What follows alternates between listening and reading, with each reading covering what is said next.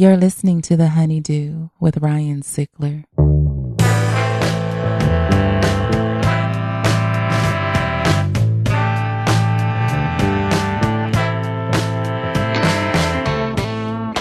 Welcome back to The Honeydew, y'all. It's another Wednesday.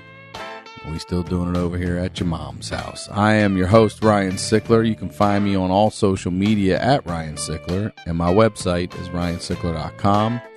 My new album, Get a Hold of Yourself, is out there. It's available. Please pick it up. Check it out. If you like my podcast, you like the Crab Feast, you'll probably like that album. That's my guess.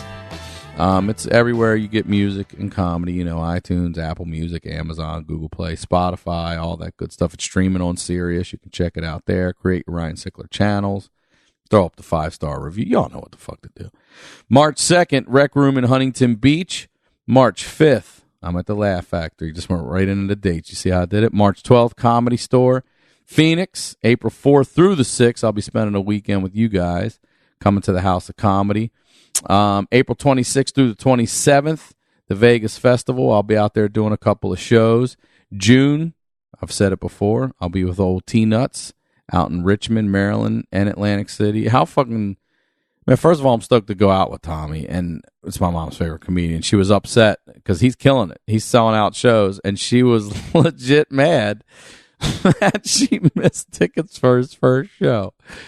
She knew where he was going before I did, and she must have been looking at Steven Tyler tickets or something to miss out on Tom Segura tickets. He is definitely number 2.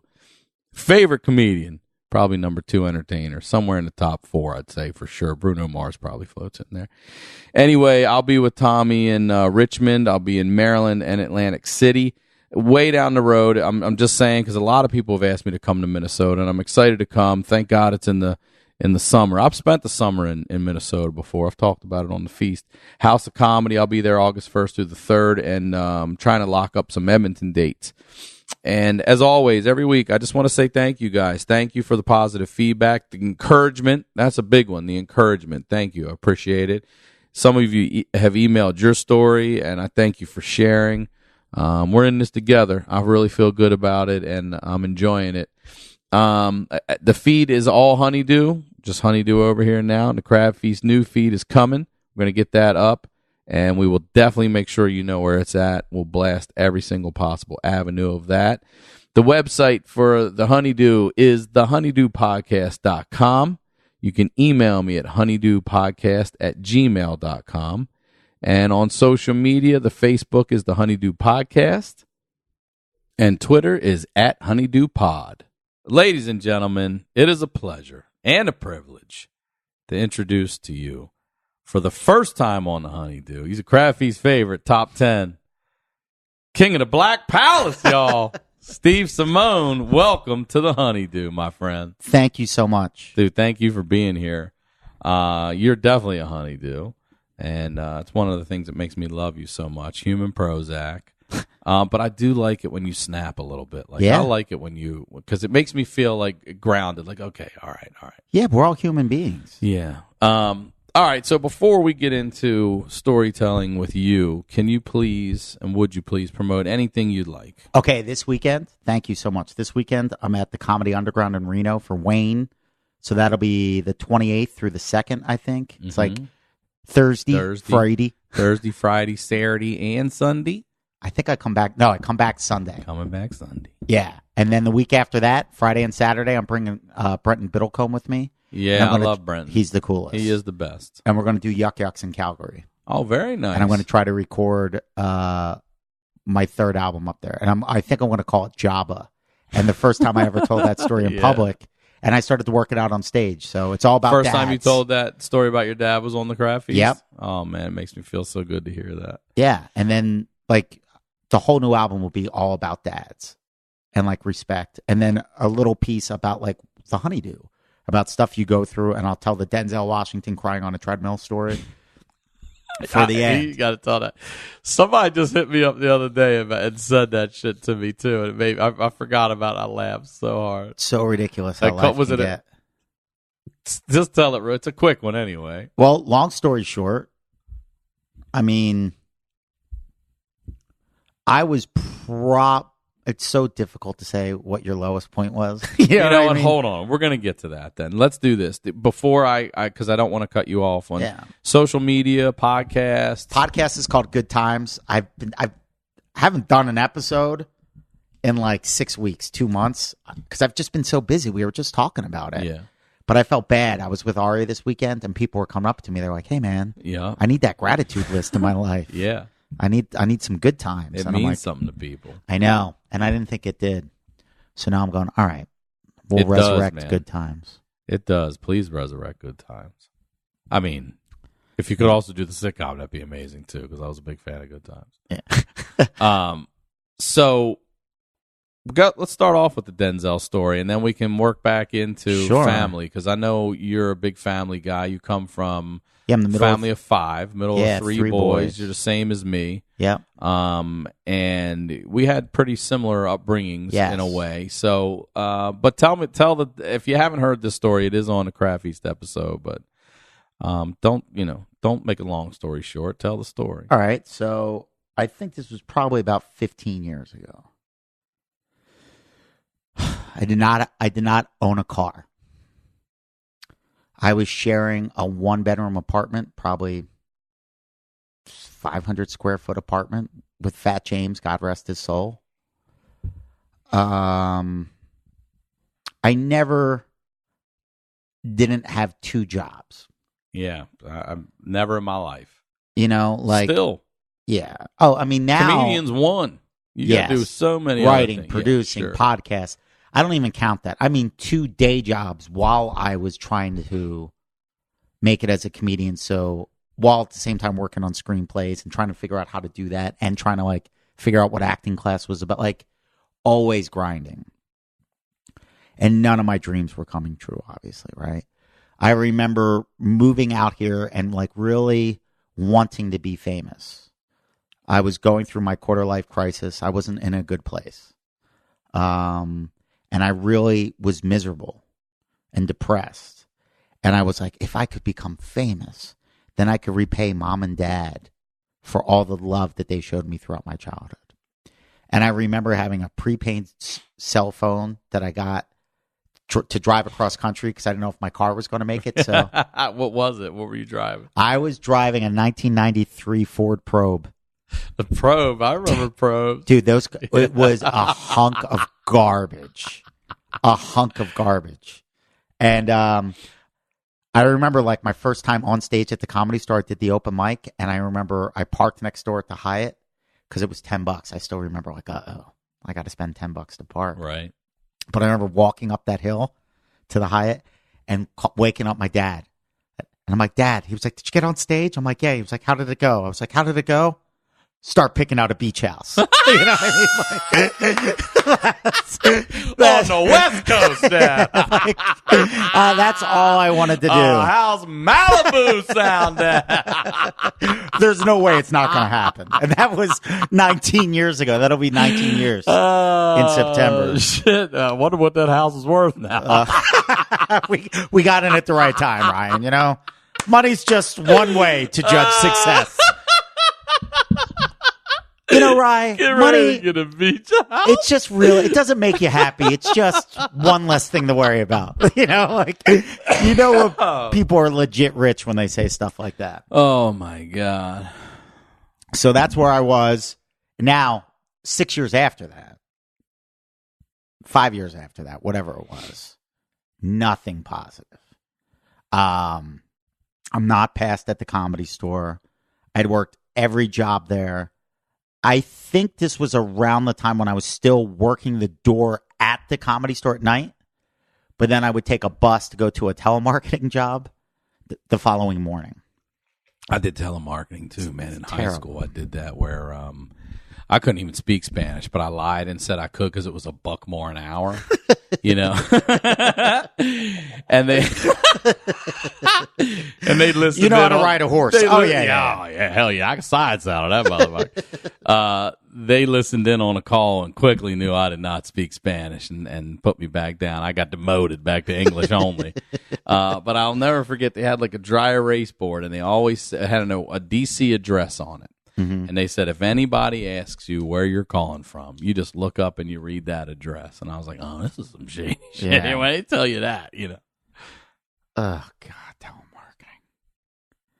All right. So I remember being in a bad place. All right. My parents were going through it. I was going through it. Everybody was going through it.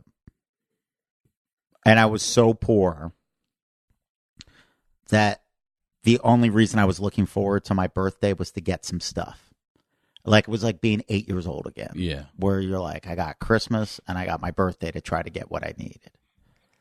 Like, It's your shot for the year. yeah. Yeah. It's the same thing as being a kid. No money, nothing. Like, It was so depressing just to be working all the time and barely getting by.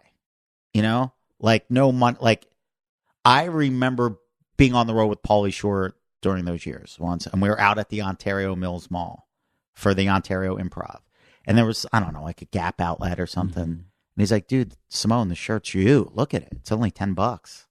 And I was like, yeah, nice to, you know. And he goes, wait, you don't have $10? I'm like, no. It's like, I got a Fall Guy lunchbox, for Christ's sake. Yeah, I got still nothing. carrying- I got not like, didn't like for years. People don't realize that you move out here and you try to hustle, but there was like no movies, no going out to lunch, no. I mean, I lost my car. I had nothing. So my birthday was coming up, and my younger brother was just starting to. He had just like graduated from dental school and just started to make some money. So he called me. He goes, "Dude, I know your birthday's coming up. I just want to let you know I didn't forget about you. Your gift is on the way." And I'm like, "Oh, That's so awesome. thank you, dude." I go, "What? Please tell me." And he goes, "I can't Couple tell retainers. Couple retainers. you." Yeah. It's called Invisalign.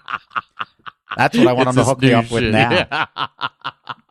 And he goes, "All right, I'll give you a hint. It'll change your life." And I'm like, That's a hell of a hint. good. I'm like, my life needs changing. Yeah. Let's go. And I really thought what it was going to be, because I've always had ideas for businesses and stuff. I'm like an idea guy, you know?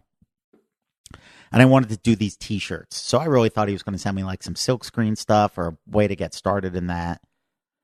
But part of my little kid brain was, I didn't know what he was going to send me. I just imagined a giant crate. Like the crate the leg lamp came in and a There's some Christmas hay story. in it for some reason. Yeah, I imagine like I'd need a crowbar to open it, and balloons would float out, and a gorilla would just come out playing the electric guitar, throwing gold coins like, "It's your birthday!" Bow. So I was living with Fat James on Hollywood Boulevard in those old buildings at Hollywood and Filler called James Terrace Apartments, I think it's called. And I remember reading Sebastian's book. You live at Fat James and James Terrace? Yeah, it was all meant to be. really was. Sera, sera. Dude, the funniest, I mean, I could tell you Fat James stories for days. I never thought I'd be living with that dude, ever. And, man, I remember one day he was driving me crazy. And he just starts to open up, and he was like, you know, my car was packed. I was getting ready to leave LA because everybody was so mean to me. You were the first person to talk to me. And he goes, my whole car was packed up. And I was getting ready to leave LA. And that's when you started a conversation with me at the Comedy Store. And it was enough to make me stay another night. Damn, dude. Yeah. But I remember going, wait a second. If I was smart enough to keep my mouth shut, I wouldn't have You'd lived have been the fuck through this out of here. I wouldn't have had this hell for 3 years. I'm like, you notice Simone's all quiet a lot lately, man. So miserable. So long story short, I'm living in this apartment where you have to if you're getting a box, you have to let I wanted the apartment manager, hey man, I got a crate coming. I got a life change crate, he's calling it now. So every day, I think it might be Dumbo. man, I needed They're something going to magical. airdrop it at about 12:30 tomorrow. The trucks got crate it's the helicopter with the King Kong. Yeah. The King Kong's in the crate. That's what I was hoping for. So I'm checking in with Roxana, the building manager, every day. You know, like, did my gift come? Did my gift come? And she was a very sweet older Russian woman. She's like, there's nothing. And I'm like, okay. And now it's like my birthday maybe was on a Sunday and this is the Saturday. Mm-hmm. And I'm walking into the office to check to see if my box came. And she didn't even let me walk in. She just like looked through the window and had a broken look on her face. And she was like, started shaking her head no. And she was like, I'm sorry. Like it's not here? It's not here. There's nothing. You know? And she was like, you're a good man. I thought I heard a chopper around 1:30, though. And like you could I remember the sadness was palpable. Like she's looking at me like, you're a good man. You deserve some happiness. Like, yeah, right. I remember honestly thinking, I'm about to go get you a box. Right. Yeah. I remember thinking, I just made a Russian woman feel. How depressing is my life? You just made a polar bear. Yeah, like this emotional. woman survived gulags. You know, grew up behind the Iron Curtain. She feels bad for me. So I start walking. I turn around and start walking down the steps. She's like, Steve, come back. It came. I'm like, what? And she just opens the door and hands me a shoebox, like a little tiny shoebox. I'm like, what's this? It should be a big. And she goes, this is all there is. And the way she said it was like, hey, man, celebrate that there's something. Right. And I remember going, oh, okay. And in my little kid brain, I just went, maybe it's cash. Like, I really thought maybe my brother just put like $3,000 in a box because we're Italian. It easily could have been cash. Yeah. Like, what I was hoping for, I was too poor to quit. I could afford to work around the clock and make my $600 a month rent, or I think it was probably $400, $500. Have that and have enough money for garbage food. And that's it. I didn't have enough money to be like, all right, this will pay for rent and this will pay for my moving expenses to get back to Philly. Because I probably would have quit if I could have, you know? And I remember going, oh my God, I think Marky just sent me a box of cash. And I remember running back to my apartment, up the steps, 3 flights. And Fat James is like, what is it? I go, what is it? It's a box of cash. He's like, what? I go, yeah. So long, sucker. You know what I mean? Like, I'll pay the rent. You'll never see me again. And I remember we were leaning over the box and like Fat James is just as excited as I am. And I reached in and it wasn't cash. It was Tony Robbins CDs. And I remember just thinking, how bad is my life when the person that knows me best is like, I can't help you. Maybe Tony can. You know what I mean? Like, that's how miserable I was. Yeah. So I started doing Tony Robbins. And one of the things he had you do was start your day with an hour of power, right? So that meant as soon as you wake up in the morning, you don't think. You don't start going, I have to do this, I have to do that, I don't want to do that. He goes, leave your running shoes next to your bed. As soon as you open your eyes, just roll out of bed, put on your shoes, and start walking. Leave the house. Just leave. Leave. Start doing your affirmations. And he would do like this breathing technique to get more oxygen in your blood, like, right? And then you start doing your efforts. So what I started to do is there's a boxing gym right there on La Brea. Like I used to go to that one, pound for pound. Yeah. La Brea. Yeah. It was La Brea and Hawthorne between Sunset and Hollywood. I used to go there. That's where I started. Okay. So I never did the boxing part, but I would lift weights and do cardio on the first 2 floors. But I would work out in the afternoon in between jobs with all the other peasants. That's when normal people work out.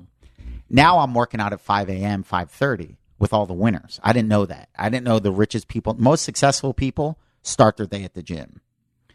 So you would hear all the stories about guys Terry would train upstairs on the 3rd floor. Yeah, Terry. Yeah. There was a girl that worked at Destiny. Adam Carolla would come in. David Allen Greer would come in. Matt Damon. He did Born Identity with him. Yep. Yeah.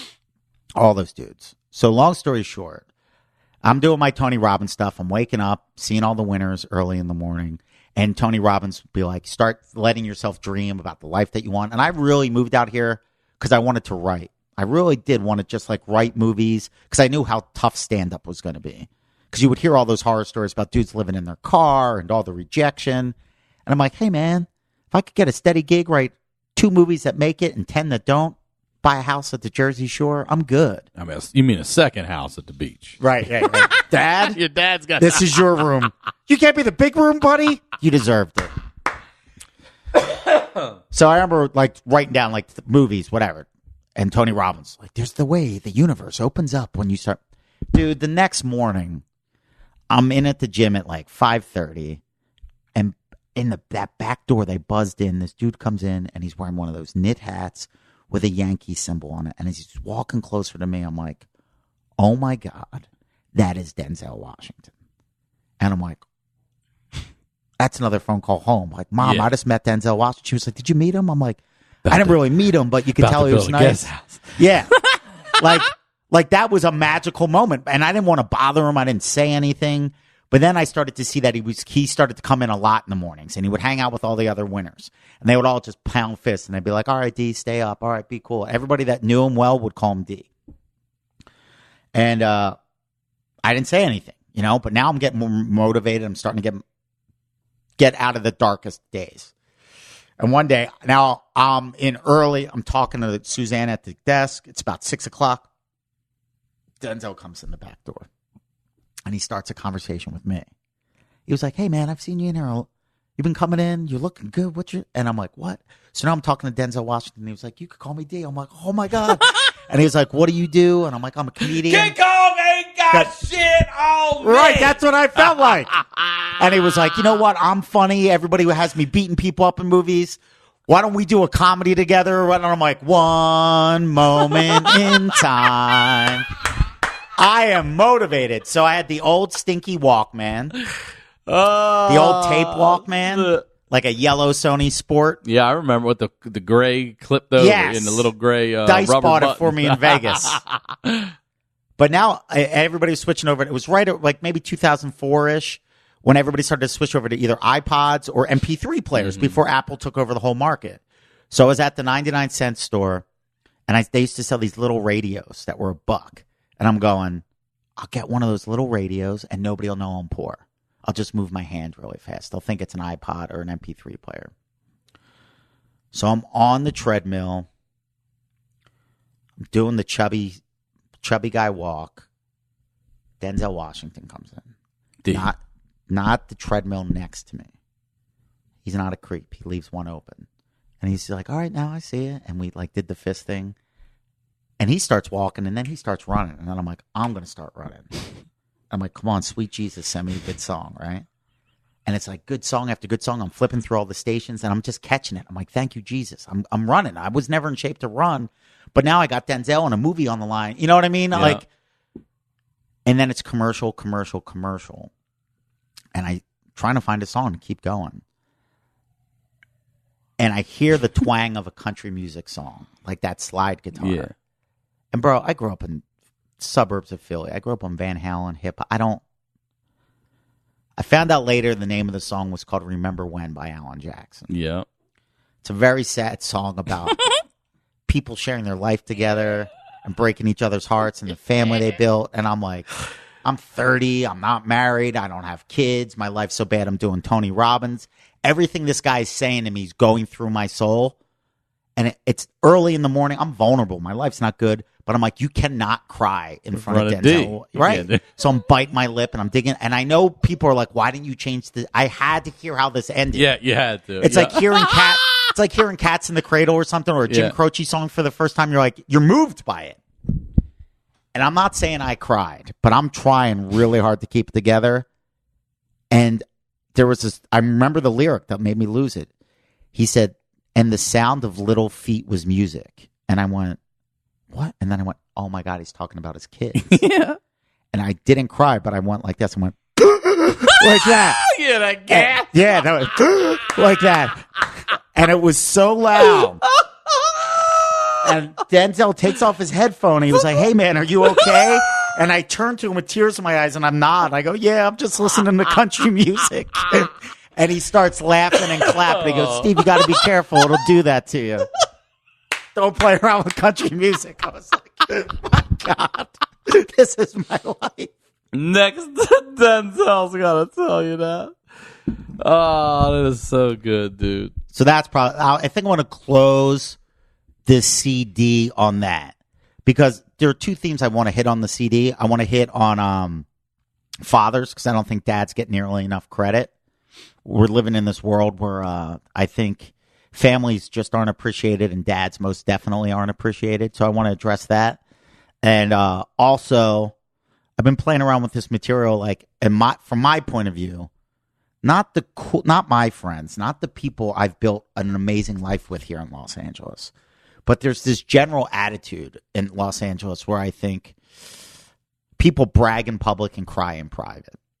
Like everybody wants to. Well, that's what social media is. That's what I mean. That social media life, and I want to address that, and then tie all that into the little things in life, celebrating that, celebrating family, and then tie that together with the Denzel story at the end. Like, hey, man, you don't need to pretend it's perfect, because even in the tough times, there's a beauty and a perfection to that. That's what this show is all about. And that's why I'm excited to do your show, because I've been through it all, I want to talk about that. Let's just start at the beginning then. I mean, I understand what fueled you to come out here, but what led to that? You're from the suburbs of Philly. You're the middle child of three. Yeah. Obviously, is a middle. Your parents still together? Yeah, they're going to be celebrating 50 years in June. Man, Thank that's God. amazing. Amazing. That is amazing. Nobody, they just don't make people like that anymore. I think what's going to happen is this pendulum's going to have to shift back, and people are going to have to go old school again. And by old school, I mean work hard. Don't expect everything to be given for you. Work really hard. Celebrate what you have. Take care. Charity starts at home. Take care of your family. Take care of your friends. Take care of your neighborhood. Yeah, charity starts at home, man. That's very well said. Dude. For a guy that does so much charity work for so many people, to hear you say that is well, it's because I don't have a family. I don't think anything I do is a fraction of what your average dad does. When you think about a dad that goes to a place that he hates, let's be honest, most people listening to this show hate their job. Or if they don't hate their job, they're not appreciated at their job. They're not getting paid what they're worth at their job. Like, my favorite movie of all time is It's a Wonderful Life, because it is the celebration of a normal person and the lives that normal person touches. But when you think about everything that's wrong with the world, a solid family could probably solve 90% of those problems. At least for themselves. That's what I'm saying. Yeah. But like, people grow up, they don't feel loved, they don't feel appreciated. They start thinking material things are going to solve problems, or they need to be rich, they need to be famous. And I thought all that stuff too, because I felt guilty for the love my parents gave me. Because in a young man's mind, I saw all the pain they went through just keeping a roof over our head. Well, that's what I wanted to say. 50 years, first of all, is remarkable itself, but also to go through everything that we're going to talk about and still stay married. Anybody normal would have left. Oh, man. And I think that's the truth for every case. I don't know people that commit like that anymore. Nah. So what was it? Talk to us a little bit. Share, please, about all right, well, what you're comfortable with. I love you, and I want to be as open and honest with you and your listeners, but I also would never want to share something that would make my parents feel bad, out of respect and love for them. And it's difficult for me as a comedian, because over the years I learned how to look at life from the best perspectives. But I'll have people sometimes come up to me after shows and they'll be like, "Oh, everything was perfect." And I'm like, no, man. Nobody's family's perfect. Like, I told the Jabba story on on the feast, and that was a story about, when you really break it down, it could have been a domestic violence situation, a horrific beating. You mean by your dad? By my dad to my brother, but it turned into laughs, right. And I think that's kind of like the best metaphor for life. I'll give a quick overview. I mean, where I grew up, it's a place called Delaware County, Pennsylvania.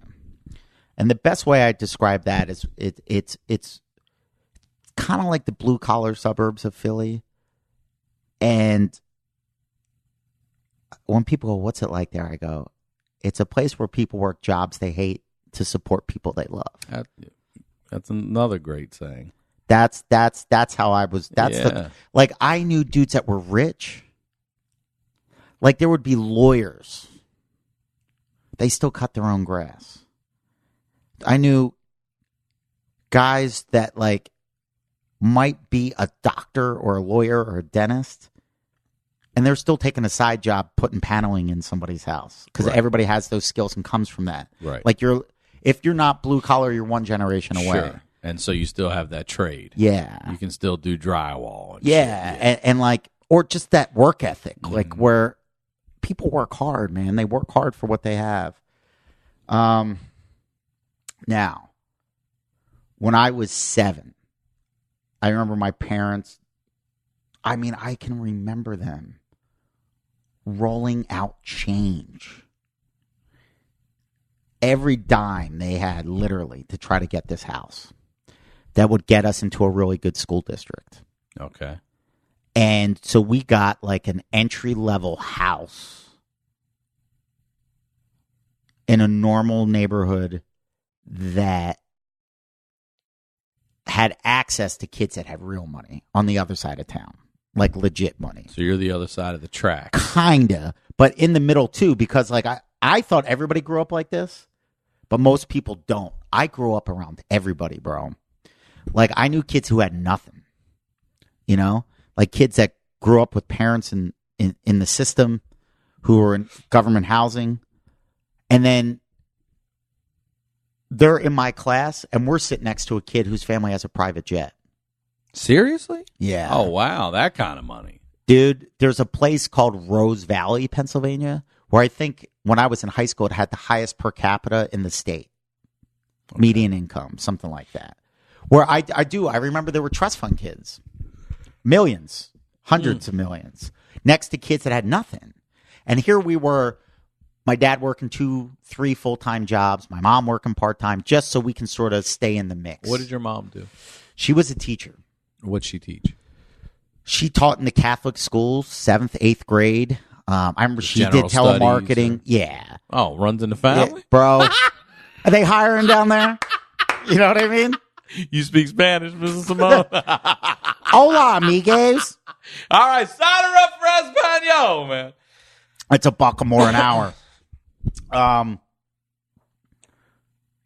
And your dad taught as well? Yeah. And he was, you say, a college professor? Yeah, he taught at a couple different schools, always hustling. I knew that was not the job he wanted, you know, but it's like kids start to show up and you're like, all right, I guess I'll keep doing what I'm doing. Right. What do you think he wanted to do, or what do you know he wanted to do if that not for that? I think he would have been a great, like, anything impacting people's lives. Like but what impact more than a teacher? I know. And I don't think he really sees it. You know what I think it is, man? And I think it's sad. I think he has regrets because he did not provide us with all the material things that he wanted to give us. Now, I get that as a man, but as his son, do you give a shit? Not at all. I'm saying, man, I say it all the time. When my father died when I was 16, if we were living in a fucking palatial mansion, it wouldn't have made it any easier, any better. No. None of that matters. None of that matters. None of that fucking matters. None of it matters. As a man, you want to provide and take care of your kids and give them a better life than you had, and get them the whatever it is, the house by the ocean or the boat or the whatever, the vacations, whatever. But I mean, unconditional love is it's all that matters. It's 100%. all you need. It's all you need. And most people don't get it. And a lot of people don't know how to give it, and a lot of people don't know how to accept it. Exactly. But I think all of us should be more concerned with that than Instagram followers, 6-pack abs, likes. I read this thing the other day. New shoes. Who cares? Who gives a fuck, man? It was something online I saw that there was an article about like teaching your kid that to go over and befriend the child that's alone at the table. Absolutely. Will go further. Doing that will go further for them in life than ever getting an A on that math fucking quiz. Compassion. Yeah. And that's everything you just said. I think that's the secret to life. It's like it is. Like I was saying that most of the world's problems could be solved by a family. I'll take that a step. I'll break that down a step further. It all comes down to our ability to give and receive love. I agree. That's it. And I think I struggle with both at times. Me too, but I'm working on it. Yeah. Well, that's all you can do. But here's the easy thing, man. Like I tell people sometimes, I'm not good enough of a comic to make this funny or convey it to an audience in a comedy club. But I love the conversations I have with people in the audience afterwards. I love connecting after shows.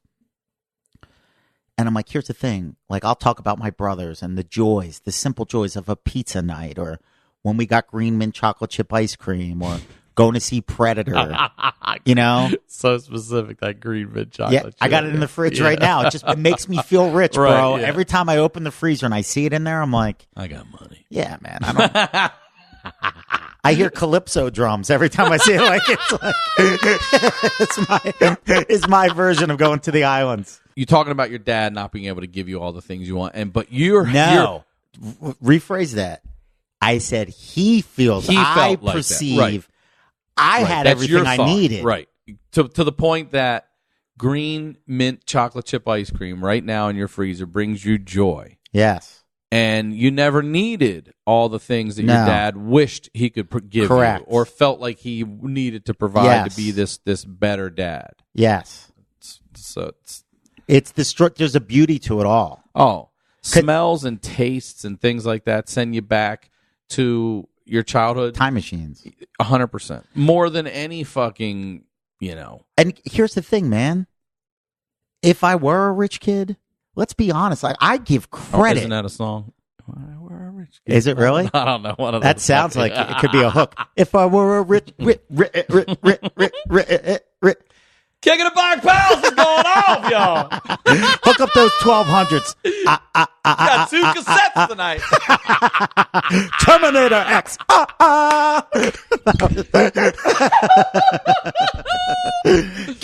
Get down. Brand new funk.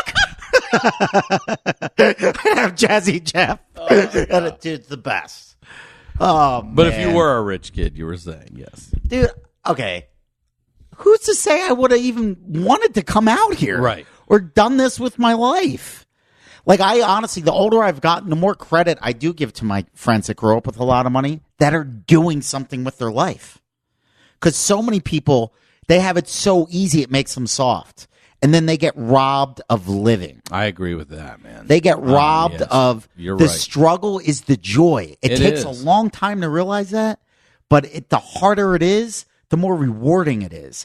And my first 15 years in LA were so difficult. Up until the day Ari Shaffir gave me a job on This Is Not Happening, those first 15 years were so difficult that now the littlest things bring me joy.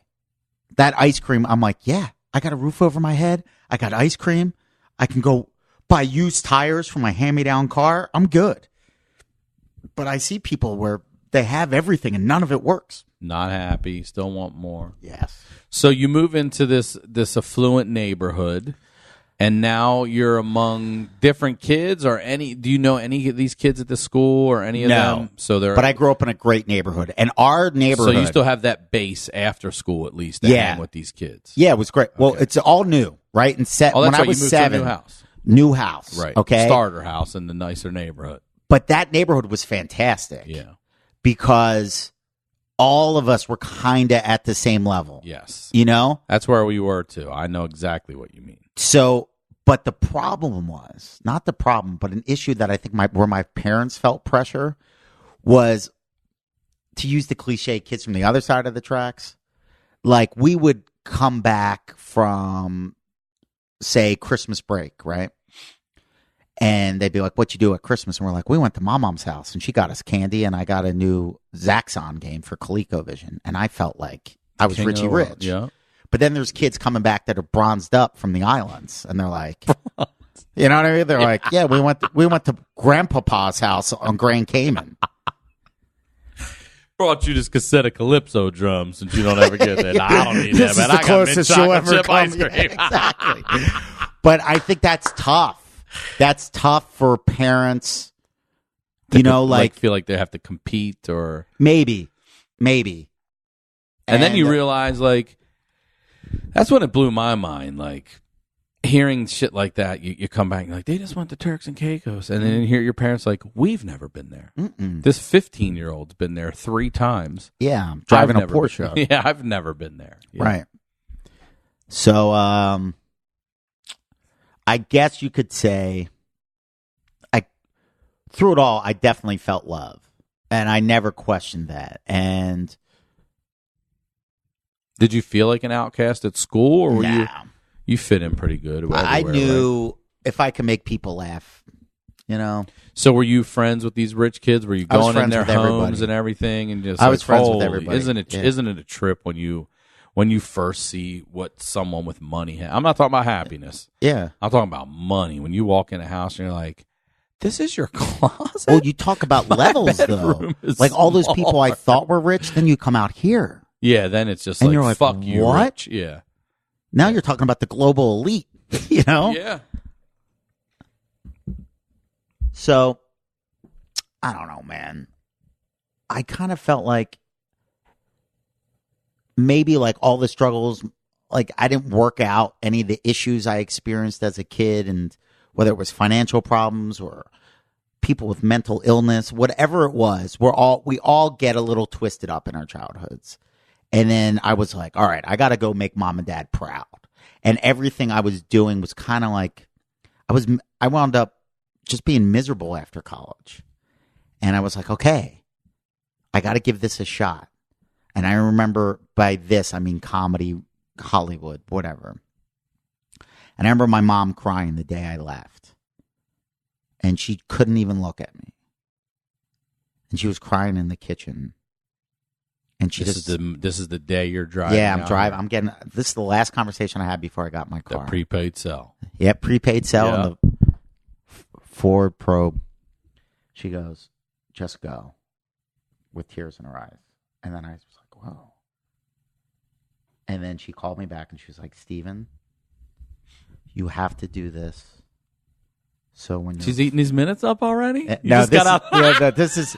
They didn't call me. No, call me like I'm leaving out. I'm leaving the house. Oh, and she's she called me back this. into the kitchen. Oh, okay. So I turn around, and she goes, "If you have to do this, so when you're 40, there won't be any what ifs." Damn right, Mom. And I felt like I owed it to them. I owed it to myself to at least try to do something spectacular with my life.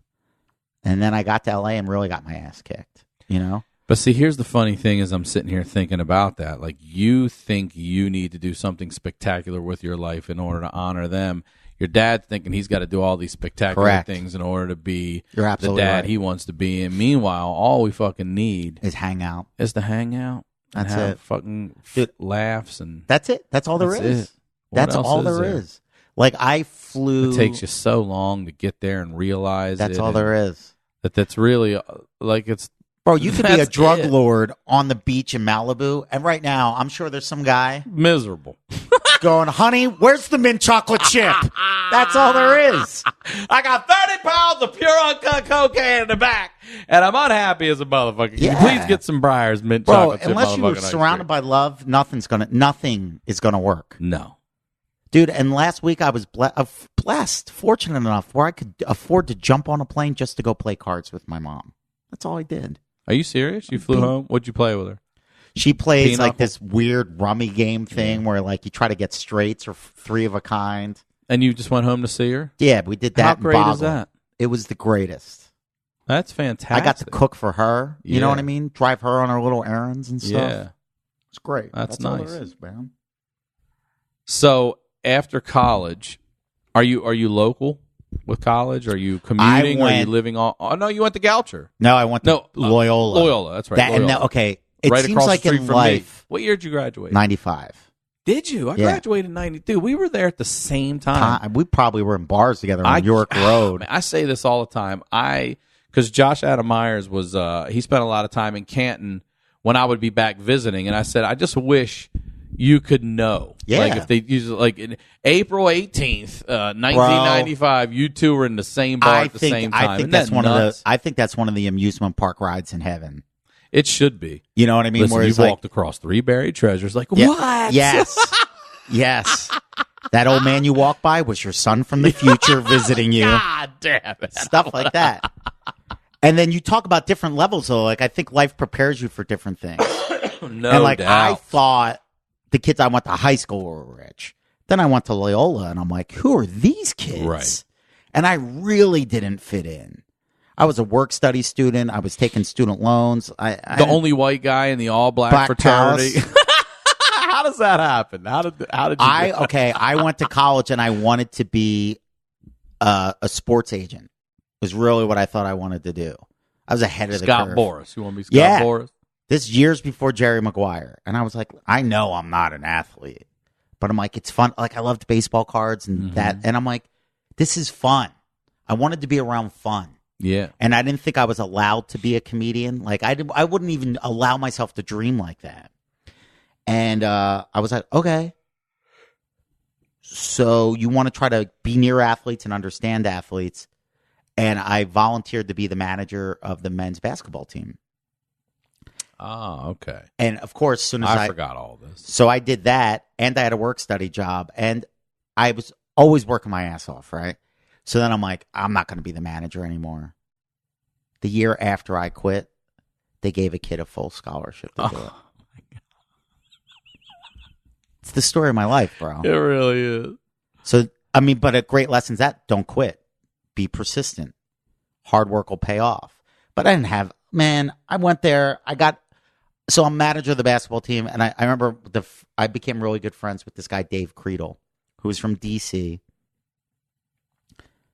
And I loved hip hop, obviously. But we also had a mutual affinity for not liking the other kids there.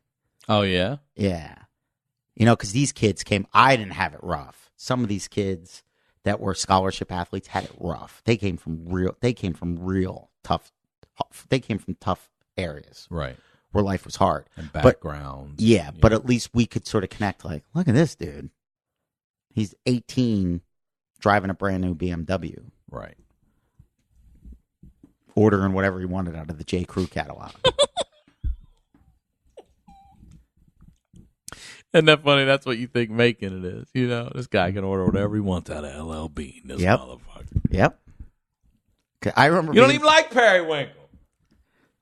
They got the belt to match. Everything, bro. But not happy. I mean, things don't make you happy. Oh, you talked about that for social media. You can take your year and put a 60-second highlight reel together and make anybody's life look like it's the fucking shit. Mm-hmm. But it's all the in-betweens, man. The one saying that always sticks out to me is, what is it? The days are long, the years are short. And that really is the fucking truth. That's very true. I mean, you can just look back on, you've been like, you had some long motherfucking days, but you can't remember them now. That's specific. No. But it's that year that just goes boom. You're like, holy shit, I'm 45. Yeah. Holy fuck. Flies by in an instant. Flies by. So, do you go back, like, do you still talk to your dad? Are you close with your dad? Yeah, absolutely. And does he come to see shows? I kind of performed for him last week in Florida. You did? What do you mean? At the kitchen table. I started telling him all the stuff I was doing. They live in Florida now? Yeah. Oh, they're not in Philly anymore. Mm-mm. Oh, okay. Mm-mm. And he was crying with laughter. About stuff about him, too? Yeah. Was he? Good. Yeah. That's a fucking cool moment. Yeah. It was the best. Does he like your album and stuff? Loves it. Does he? Yeah. That's so good. Your mom? Loves it. So then that's why I started to work clean. But then you did what you set out to do, which is basically bring them happiness and joy and make sure it was worth it. And you did it. That's it. And you're doing it and continue to do it. I remember when I was like those Fat James years, when I'm crying next to Denzel on treadmill years, I wrote down a goal for myself. And it was like, one day I want to have enough money to raise kids and spoil my parents. So now I don't have any kids, but whatever I can send my parents, I send it to them. And it makes me feel good. And they take it? Yeah. That's nice. Yeah, man. Because I'm watching, you're probably putting it away for your kids or something. You'll see. No. I mean, that's it. So, you guys grew up, what would you say? I always say lower middle class is what we grew up. My dad did the same thing. We got into, he and my mom split in 5th grade. We were a year apart, 6th grade, back and forth. And then they decided they were going to try to work on it again for the kids, always for the kids. And that shit was very short-lived. That did not work well at all.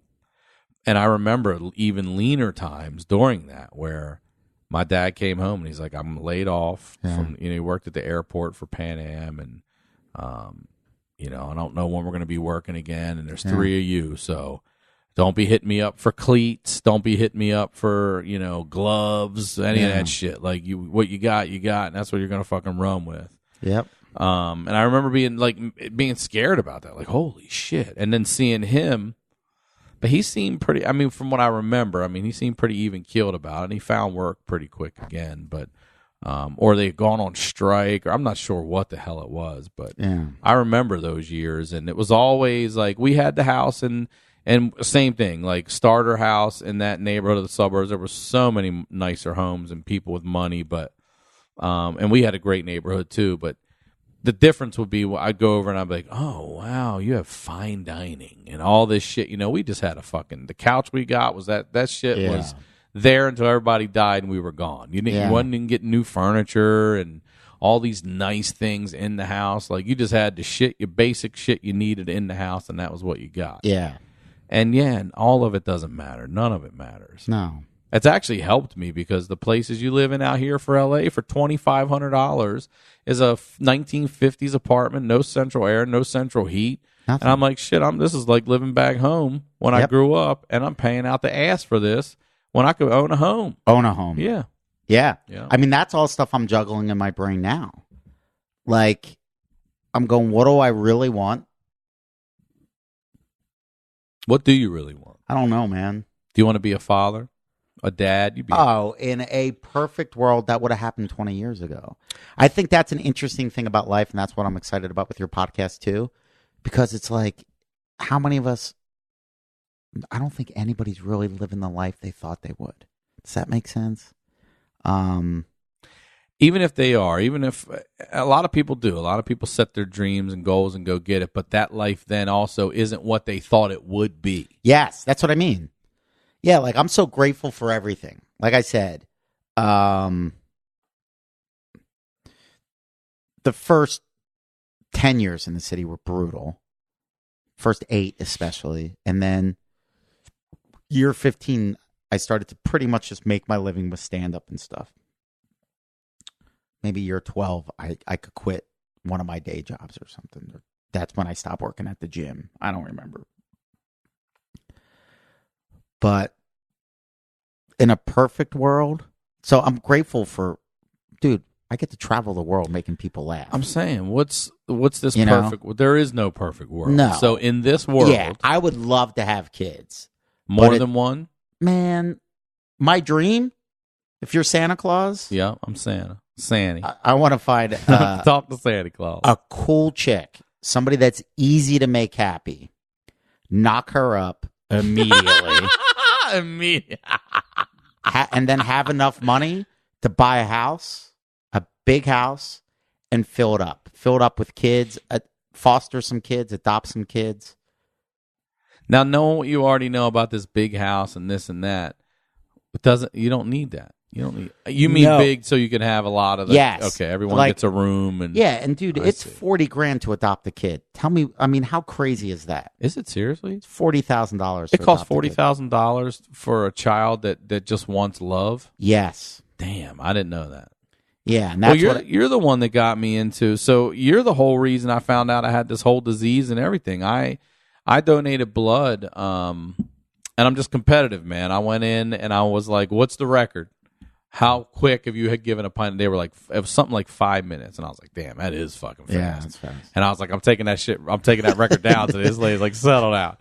And she kept giving me that ball, you squeeze it. But I did it in like 6.5. I did it fast. She's like, no, that's really fast. Yep. And then when I left, I started having all these problems. That's when I found out. It took forever to find out I had this blood disease, but it was the beginning of donating blood that led me to paying attention to, like, I was like, I wonder if it was something from that. I started feeling weird and all this shit happened.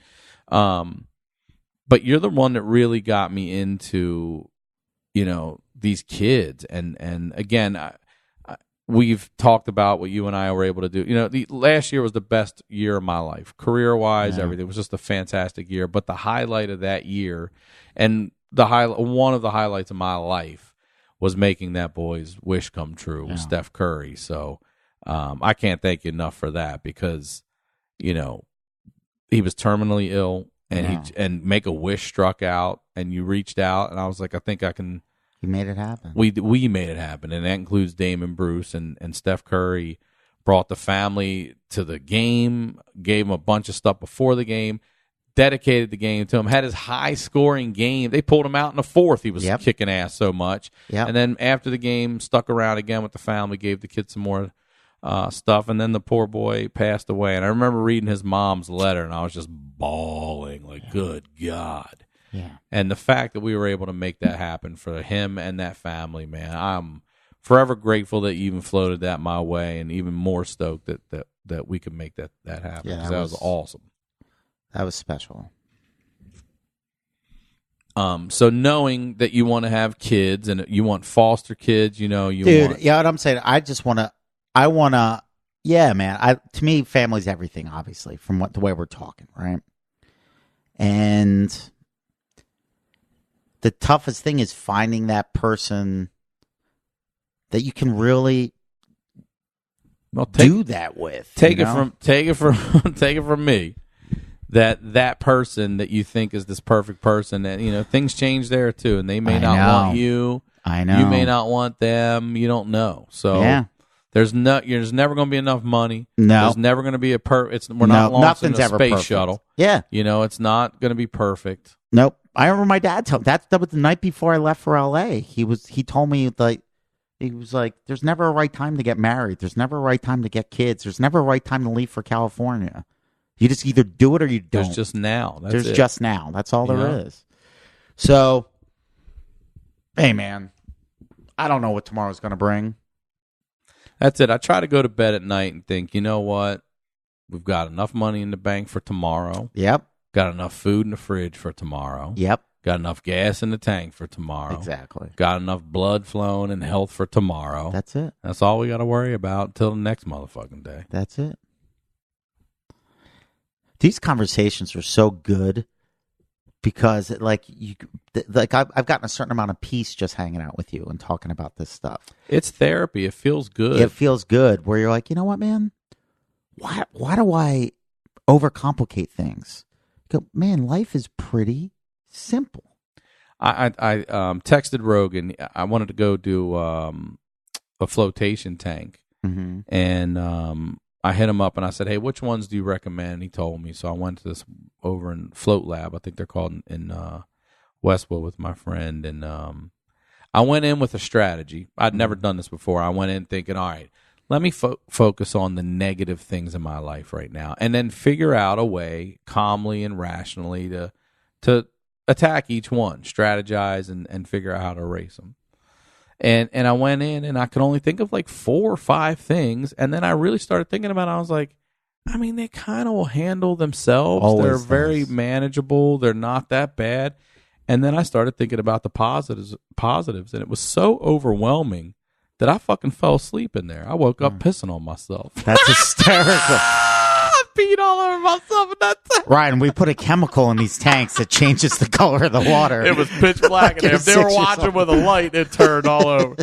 My friend, she said, why don't you do that when you sleep at night? I said, because I don't sleep in water. That's why. Yeah. I woke it's up. The warm water trick. I didn't even know I was sleeping. That's how comfortable you get. And I woke up pissing on myself, and I was like, oh my God, what is that? Whoops-a-daisy. Whoops. Is it getting warm in here? Lab, man. Remember Strange Brew when they were in the beer tank? Yeah. Is it getting warm in here? It's like, I don't feel anything. So I want to ask you, like, looking back on your childhood, looking back on everything you went through, what are you most grateful for? Oh, definitely grateful for my family. I'm definitely grateful for my relationship with God. Yeah, you're one of the few people I know that's pretty open about that. And I love every time we pass a church, you still cross yourself. Yeah. Like, it's so old school, man. dude. Old school. Do you go to church all the time? Yeah. What, do you go every Sunday? Yep. Do you mind talking about it? No. I mean, here's the thing about podcasts. Like, you're my friend. I'll be as open and honest. I don't put it out there, because I think it is something you personal. do in a way, though. You say God a lot, and you're blessed, and you talk about church and your relationship with God. And I think you put it out in a way that I wonder if you go to church. I didn't know if you were still That's what church. I mean. Like, I go to church. But you go by yourself? I go on Saturday afternoons. It's the old people. The old mass. lady. That's my grandma's man. Yeah. The 1:30. And I see Audrey there. I go to another church. Sometimes I see Dolly. Yeah, Dolly. Hey, girl, what's up? Jesus loves you, Dolly.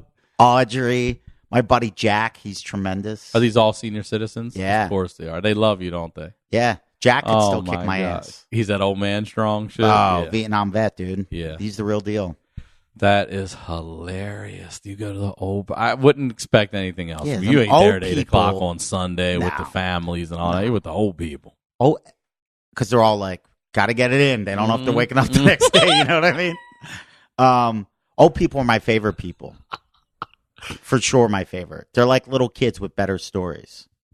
Yeah. You know what I mean? Oh, yeah. They're awesome. I love old people. That's why I'm thinking about moving to Florida. I'm like, what if I never had a real normal life? Like, what if I went straight from never like having a life to retiring? Why don't you do the retirement podcast and it's just you interviewing fucking old That's people? what I do want to do. You really that. should. I You really have do a want to do connection it. and a rapport with these people. Why do you think? Where do you get your nurturing from? Where do you get the want to help and take care of people? Do you think that comes from seeing what your father did? You said you never saw off mic. You said you didn't see him much just because he was working all the time to take care of a family, like everybody back then. Yeah. So where do you think you get that? And are your brothers the same way? My parents instilled in us. They do that, or you just went and took it to another level? I don't know, man. Do you remember volunteering as kids and helping and stuff? No. I remember church used to make us do it just for like you had to get those like CCD points. Yeah, those hours and shit. I'd be like, tell my uncle like just right here. And I'll wash the car. Exactly. He'd like, That's go what we wash did. my car. Yeah. Oh, come on. Like, come on, I'll do the rim. Oh, all right, I'll go get their trash cans and bring them back. Yeah, that's like, We'd have to do stuff like that. God damn. The trash just to get those points. Yeah, I'll go get the trash. Gotta go get some church points here. There's your podcast name right there. Church points with Steve Simeone. All these Father old people. Carmine. Here's a 10. Let's just say I did 40 hours. Just put 40 hours on the paper. I'll go do some rosaries and shit. Man. I don't know, man. I think I got so profoundly miserable out here that I had to completely take the focus off myself. And once I started to do that, I started to get a lot happier. You did? Yeah. And the more I started to help, the better I felt. And now over the last couple years, I'm just getting better at learning to treat myself the same way I would treat somebody else that needed help. Isn't it so hard? So hard. You give the best advice. Don't follow it your fucking self. Boundaries. Yes. Letting myself rest, not work all the time. That's where, I have whiplash right now because I fell down my stairs the other day. It's been pouring out here, and the stairs were slippery outside. And I have boots on. I don't do that. You know what I mean? And man, I shot my legs. Both went out. I was telling you, I fucking fell back. And 2 days later, my neck and everything really started to hurt. And a friend of mine said, you just got over, and I'm still not all the way over this whole sickness I got. I got some crazy chest infection and sinus infection. And then this happens. And she's like, that's your body and life telling you to slow down. Yeah. Slow down. Rest. Yeah. Stop going. You don't need to be out at every show. You don't need to be out at the club all the time. No. You don't need to be doing. Just fucking rest. And I said, you know what? Because I even told you tonight I was going to. And I was like, no, my neck's fucking killing me. I made you sit across from me just so didn't have to turn left or right. I have whiplash during this whole podcast. Pounding out aggression turns into obsession. I'm trying to get here and I'm just glancing to my right real quick. Like, I think there's no one there. I'm going to pull out. Oh, man. We're getting old, bro. We are, but, you're never too old to have a kid. Well, yeah, you are. I shouldn't say that. We're not Keith Richards. No. I wish you'd have one. I just think you'd be the greatest dad. A lot of pressure, though, right? Yes. Yeah, there's a lot of pressure, and then if all you do is fear for the rest. I've had parents who've kids or grandparents now, and they're like, I never slept, comfortably. Every night your kid's out, you're wondering, or you're worried, or that kind of shit. But these can't live life like that. No. Well, I love you so much, dude, and I really appreciate you coming on and opening up. I know it wasn't easy. Is there anything else you want to talk about? You got one. What about like your most embarrassing moment that you'd be comfortable talking about? Anything ever at a job or? Oh, bro. I'll tell you the short version. I want to no. Don't tell me the short version. Tell me the then I want to end with the Tracy Morgan story because that's one thing you and I have in common. We have our own Tracy Morgan story. Oh yeah, man, life's crazy. But I love Ari Shaffir's storytelling show because he's cultivated audiences that will appreciate the funniest stuff embedded in some realness. It's not like set up punchline jokes where a normal comedy club, they're like, just make it funny and fast. Right. So a year ago, I was with him in Denver with Sean Patton, Mark Norman, Joe List. They were great shows. And I told a story. And I don't want to go. I was like, I will never tell this story again in public. But we're in private right now, Steve. There was a girl I had a crush on. Okay. How old were you? Oh, well beyond the age where this should have been a thing. I was like in my mid-20s. Okay. Completely clueless. Okay. Like I grew up on like 80s movies, bro. Say Anything. Yeah. Pretty in Pink. I'm like, here's how you get chicks. Yeah. First, you treat them great. You become best friends, and then they fall in love with you. And I'm like, plus my dad, whatever. How old was the girl? She was like my age. Okay. And we became friends. And then when I went to ask her, I couldn't take it. Like how long? How long from the time you became friends to the? I wanted to make out. Like I had a crush on her instantly. But how long did you actually wait till you made the move? Dude, it must have been 6 months, 7, a long quite time. A while, yeah. And like, I'm driving home every night, like, listening to Commodores, that song, Oh No. Oh No. Listening to Delilah. We have Steve in Philadelphia. He'd like to then, hey lady. Like, I'm just listening to the bad R&B songs, and I'm like, tomorrow.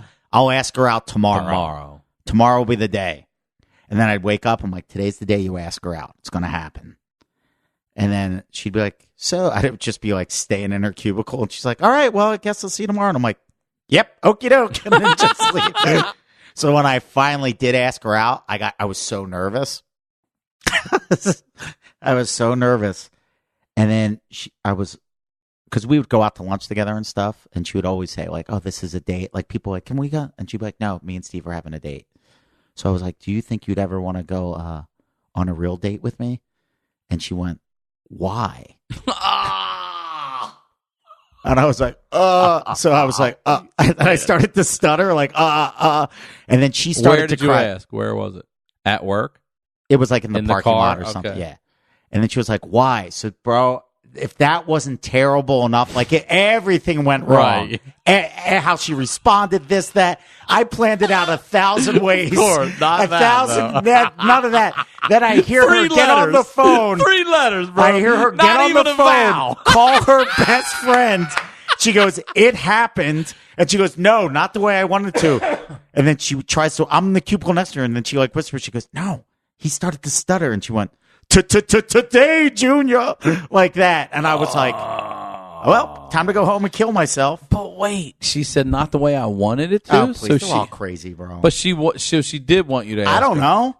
I mean, there's a 20-minute version of that story. Then Ari broke my balls on stage about it. But it's like, I don't know. I don't care. But it was funny. And at the time, so painful. So like, painful. I think you just want to crawl inside yourself and just yeah, in like, the air. As a dude, like probably the most embarrassing things or the most hurtful moments for me were always related to my inability to connect with women. Because I am like a good guy and thinking that's what they want. And then in the long run, I guess that is what they want. But it's like you got to learn how to like be that good guy that they want. I don't know. Asking away or like, let's be honest, like they go through so many guys that aren't good guys. You know what I mean? That's a way easier way to go through life, to treat women like that, but that's not who you are. No. So did you continue to be friends after that? No. No, I asked her out because she was leaving. Oh, I see. All you know right. what I mean? I'm like, now it's, casino's money. It's so bad. It's so fantastic. It's so good. You just had to stand there and take it. Yeah. That's all you can do. It's like And then she's clowning Tommy you. boy. No. Okie doke. And I just get up and leave. She's called Julie on the other side of the office. It's not even a friend. Like, hang on, let me put my headset. No, you know. And you was crying like a pussy. Yeah. Whoa, back up. His shirt's soaked. Yeah, he's crying all over. He was sweating. There was giant sweat marks. God, dude, that is fantastic. That was very embarrassing. Years later, I remember showcasing for Mitzi Shore multiple times, just rejection after rejection after rejection, and how Mitzi used to do it. Like, this is the whole reason. Now the Comedy Store is my whole life. Comedy's my whole life. And getting a showcase for her was a big deal. Because if she passed you, it meant you were one step closer to your dream. So she'd sit in the back of the room with everybody's names written down that we're showcasing for her. And if she liked you, she would circle your name. That meant you got passed. But if she didn't like you, she'd scratch your name out. And I'm not kidding. One of the early times I showcased, I don't know how many times I did showcase for her. But back when it was like, I didn't have a car. I'm walking to the Comedy Store.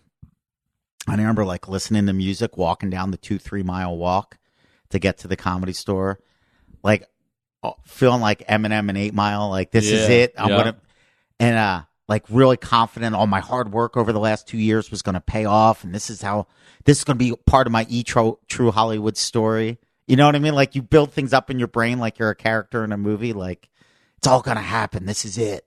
This is how life works. You work hard and it happens. And I showed up, and there's like nobody in the audience. Nobody. Like 2 people. And I'm like, they're not going to do their showcases in front of 2 people. They're like, if she shows up, they will. But most of the time, she'd never show up. Yeah. You know? So I'm like, all right, as long as she doesn't show up, we'll be okay. She shows up. And there's probably 4 people in the audience by this point. 4 people. And I'm going, what am I going to do with 4 people? Because I'm not a joke teller. Right. I rely on the audience's interaction, giving me some energy. I'll give you energy. Let's go on a ride together, you know? And at the time, I was opening up for Paulie. And you're talking about sold out shows. And I would come out like just to get them going, like party style comedy. And I was like, okay, I could do that. I could do my high energy stuff. But there's only 4 people in the room, right? And I remember I'm getting ready to go on, and I gave myself the worst advice ever, which was, just do what you do, man. So I walk out on stage, there's 4 people, and I come out like I'm an 80s heavy metal singer. I'm like, Los Angeles, let me see your cigarette lighters. Oh, my God. It was so quiet in the room. You could hear Mitzi in the back of the room scratching my name off the list. I could hear it on the stage. Cutting through the paper.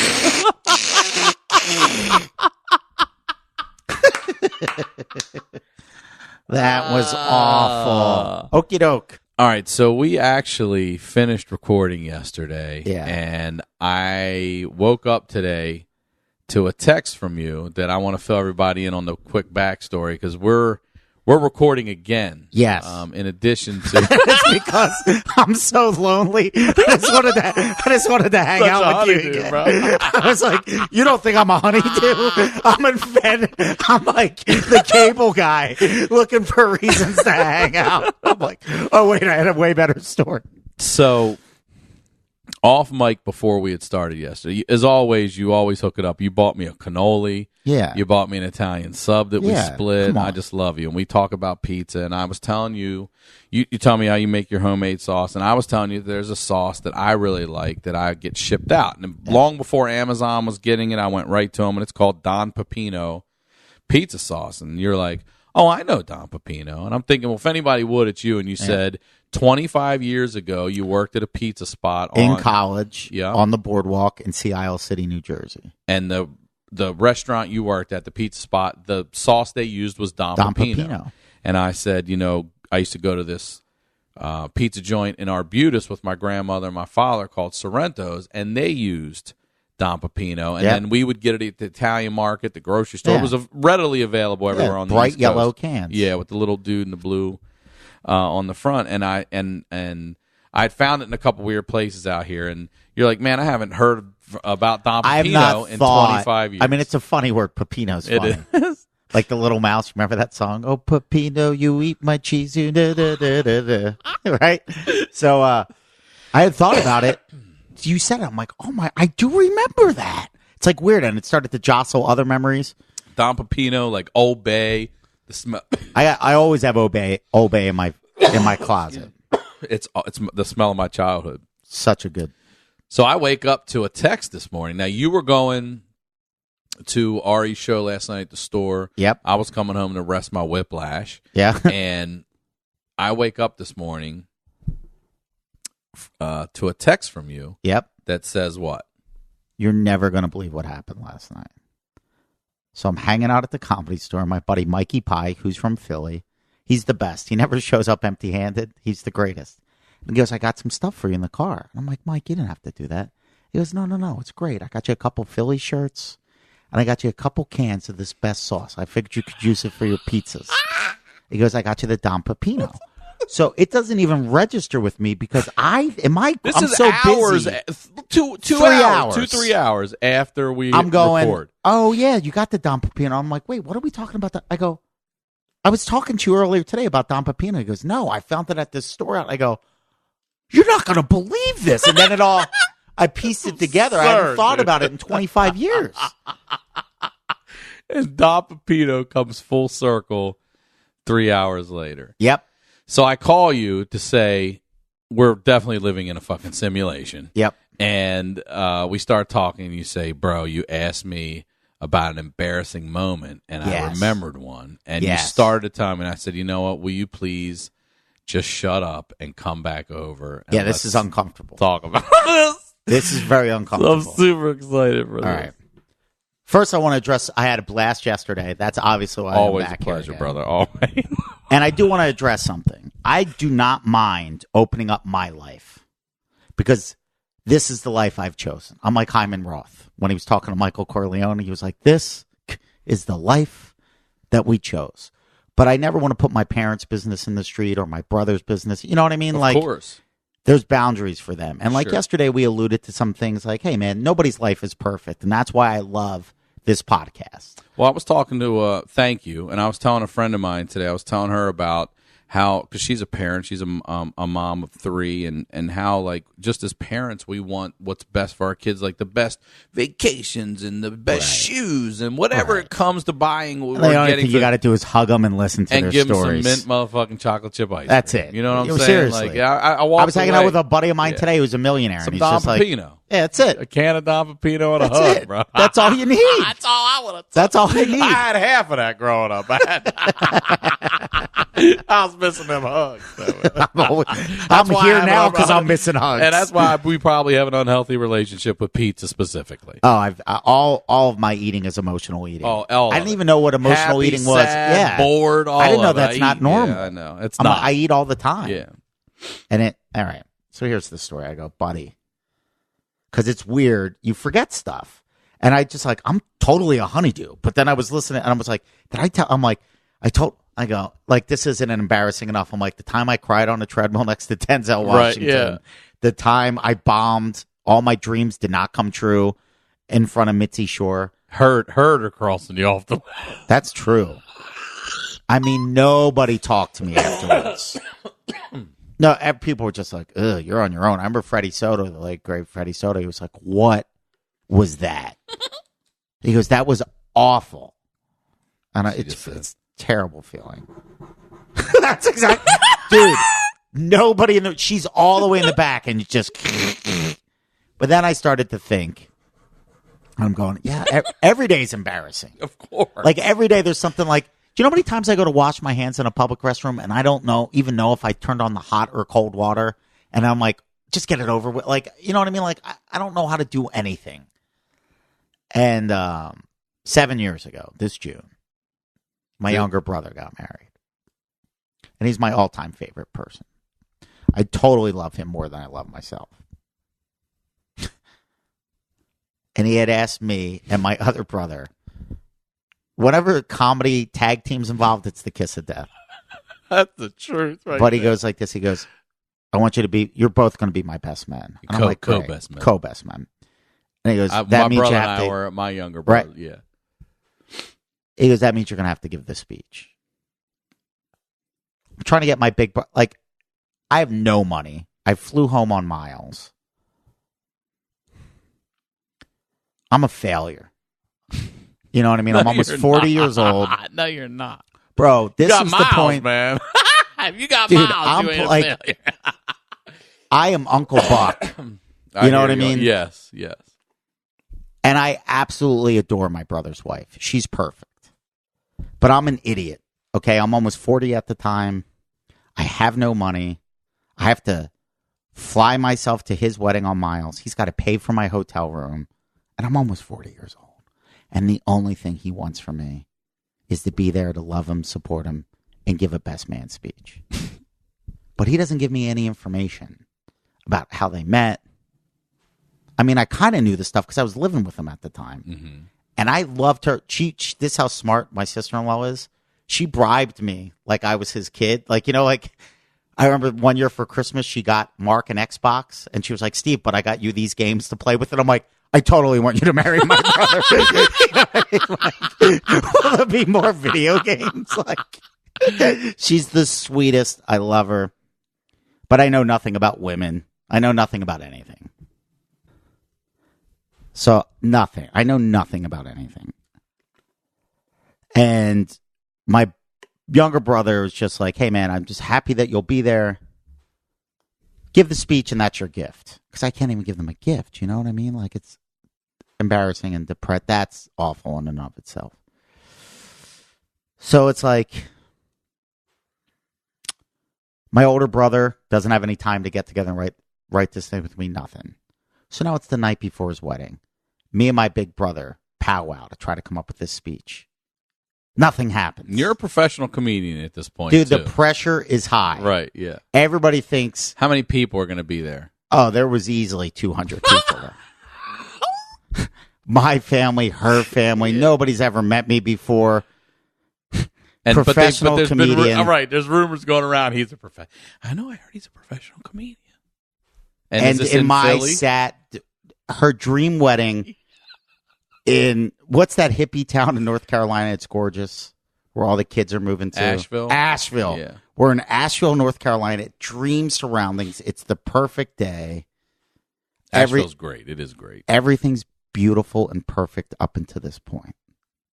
So now it's time for ours. Her friend gets up, beautiful speech. People are crying. I can't even live through this. And are you listening to these two? So bad.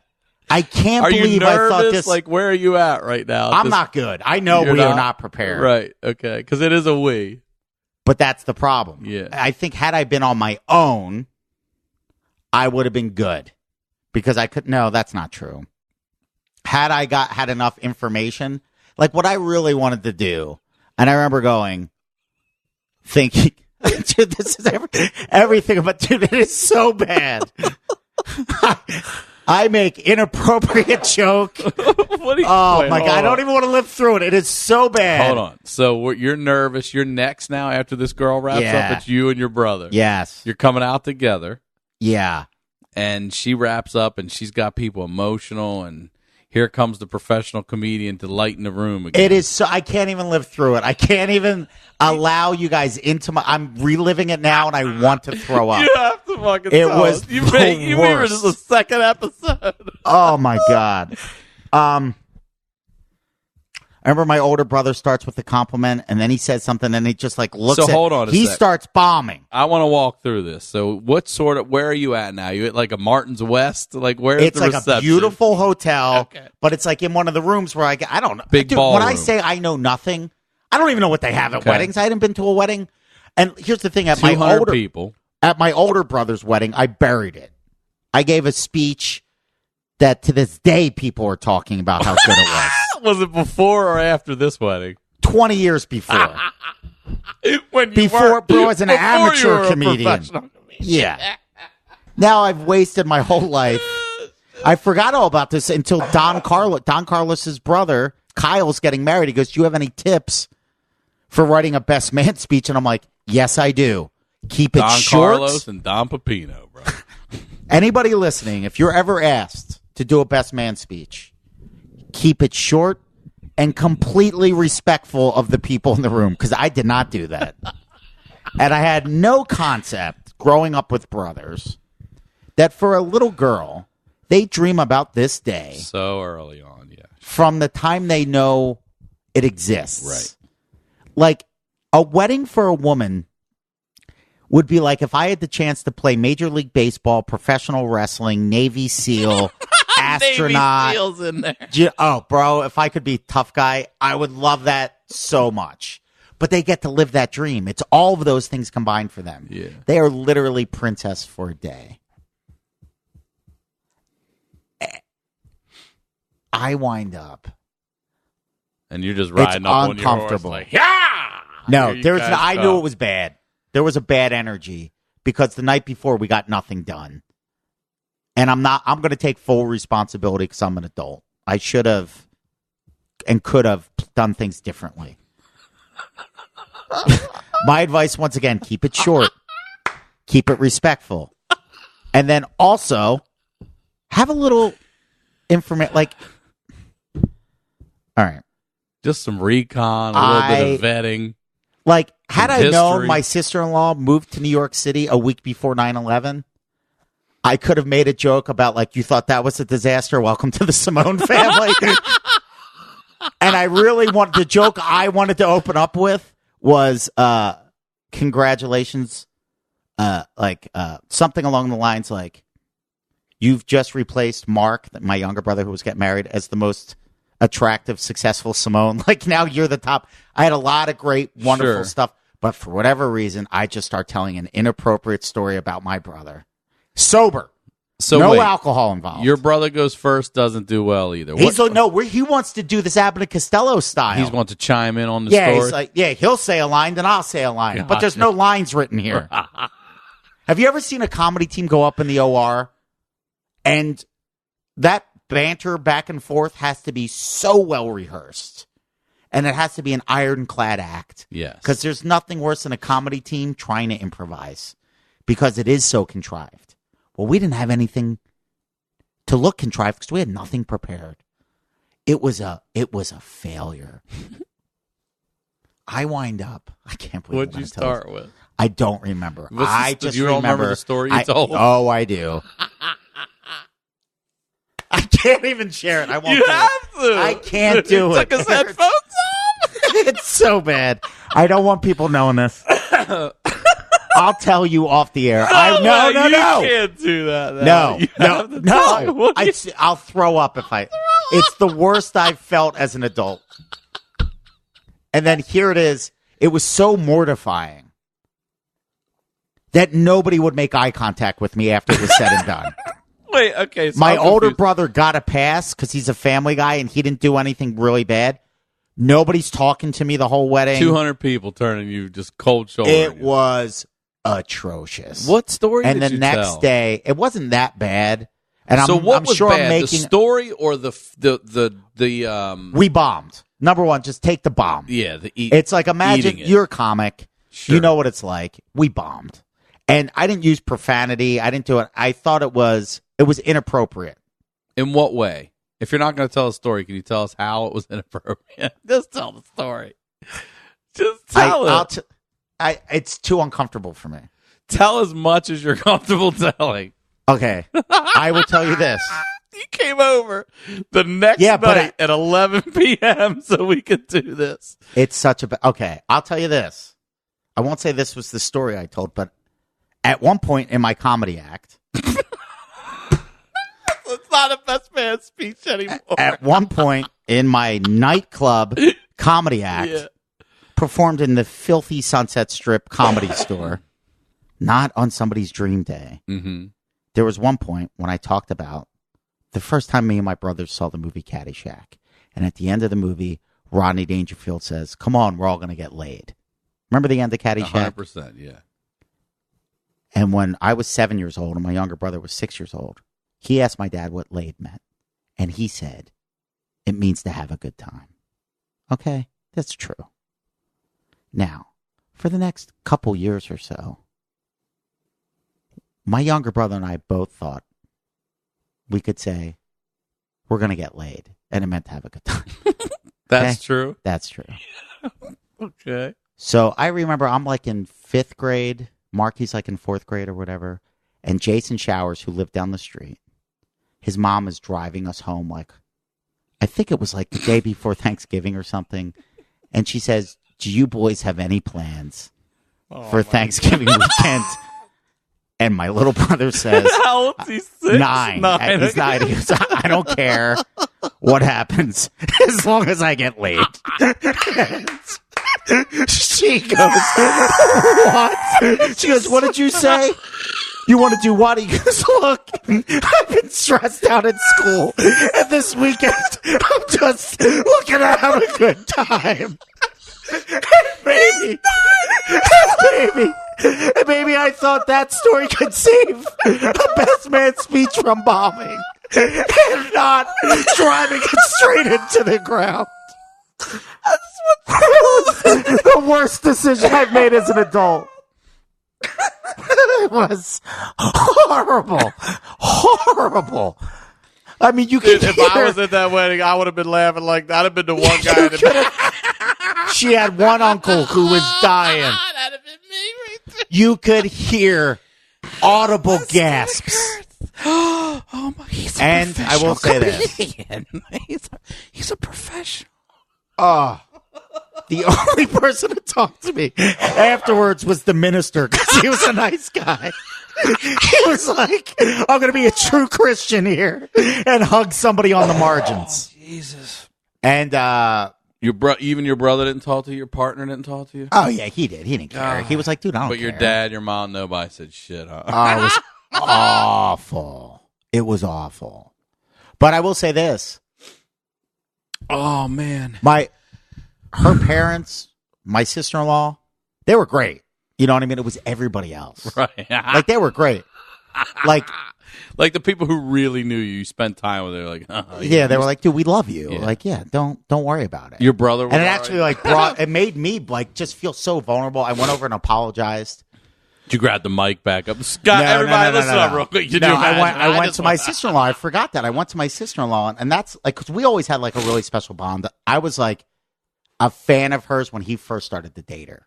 You know what I mean? I'm like, this is the one. I kind of knew it before he did. You know what I mean? Like, I was like, oh, this person's special. They have something special. And I remember she was so cool. My sister-in-law was so cool. And I'm like, oh, I knew she was the right choice. And like, maybe, who knows how God plans everything. You know what I mean? But like, it let me know on that day, 100% that he had made the right choice because she was so cool. Right. But the next day, I mean, it was so bad. People that were at the wedding. They're still talking about this one the way they're talking about the other one. Oh, worse. Oh.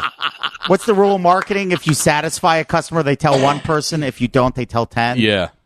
I'm at the little tiny, Asheville airport. Mm-hmm. People that were like on her side of the family I mean, it's a tiny airport. It's tiny. They're looking through me like they don't know who I am. Oh, my It was God. so uncomfortable. Like, I just wanted to jump into a wood chipper.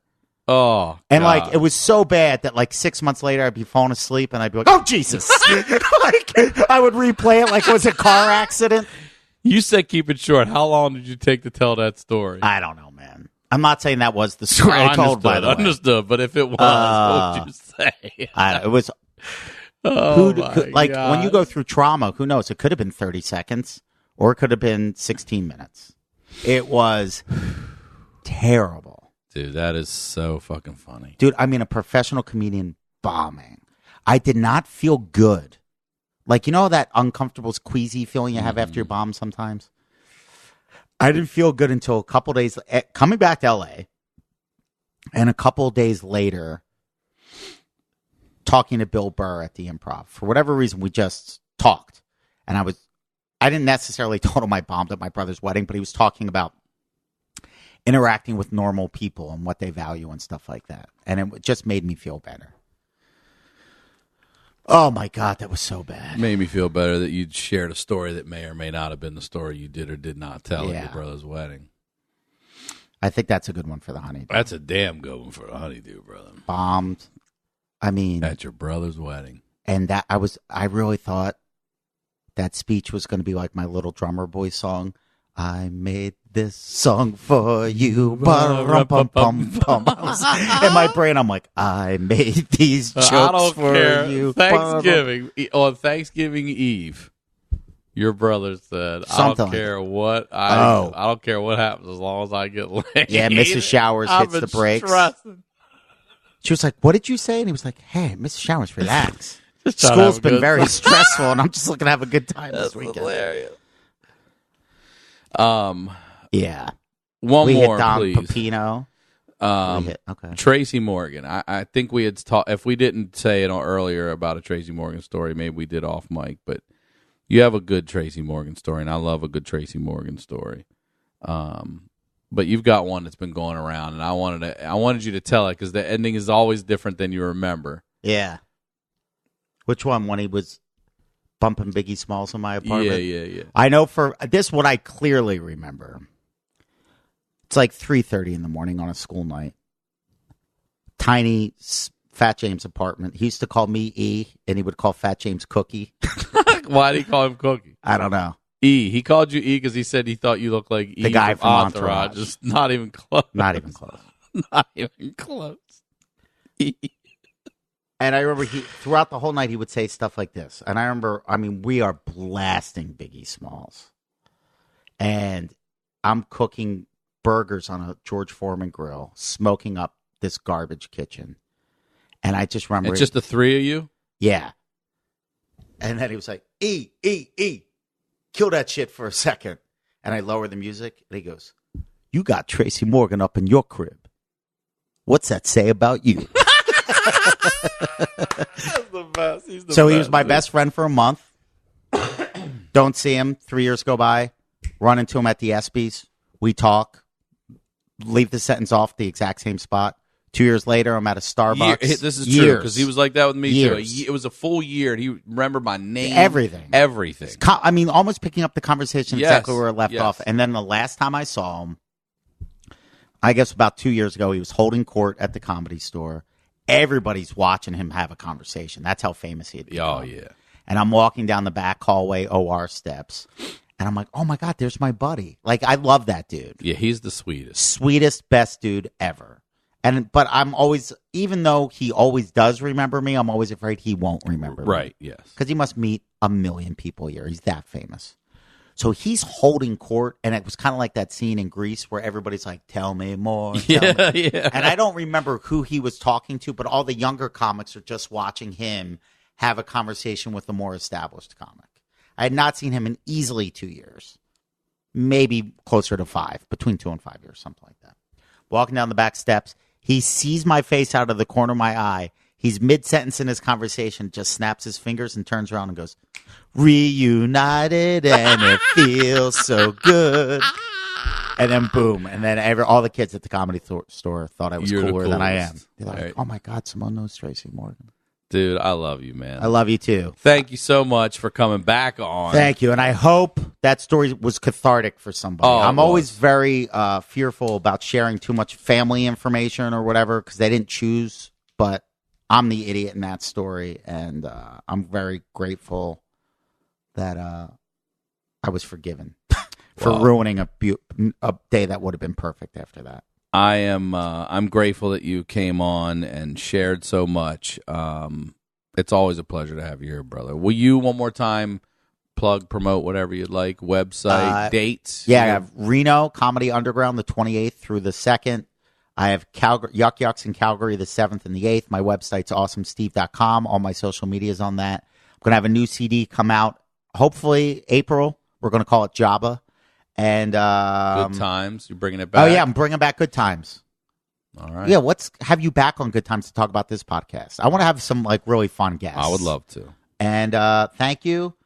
And now I'm in my head pulling a Honey-2 move going, what did we talk about? Did I share any family secrets? No, you didn't. I didn't, right? We kept it light.